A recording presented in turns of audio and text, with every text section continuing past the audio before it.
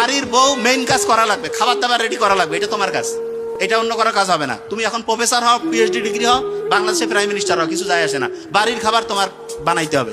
এইটা প্রত্যেকের বাড়িতে নিয়ম হবে, প্রত্যেকে এই নিয়মটা করবেন। বুঝাইতে পারছি? বাড়ির বউগুলো বেশিরভাগ দেরিতে উঠে।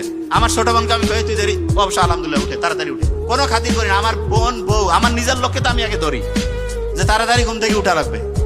বাড়িতে আব্বা আম্মার সাথে সম্মান সূচক আচরণ, শুনেন, বাড়িটা ধ্বংস করলো কিভাবে?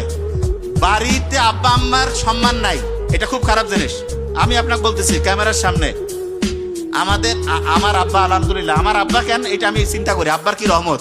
আমার দাদি বলে গেছে যে তুই দুধ ভাত খাবি। আমার আব্বা কিন্তু জীবনে খুব যে বড় কিছু করছে তা না, কিন্তু আমি দেখি আমার আব্বা যে পরিমাণ টাকা পয়সা আব্বার কাছে থাকে, এটা বড় বড় শিল্পপতি তাদের কাছে কেন? কারণ আমার ছোট ভাই ওই যে আছে নোবেল, ওর পুরো টাকাটা কিন্তু আমাদের আব্বার কাছে থাকে, এবং আমার টাকা যখন যেটা বেশিরভাগ থাকে আমার কাছেও থাকে কিছু, কিন্তু ওর পুরো টাকাটা কিন্তু বাসা থেকে আব্বার কাছে। তো সেদিন আমি গল্প করতেছিলাম কাছে, কি ব্যাপার বাড়িতে আব্বার কাছে, হ্যাঁ টাকা লাগলে আব্বার কাছে।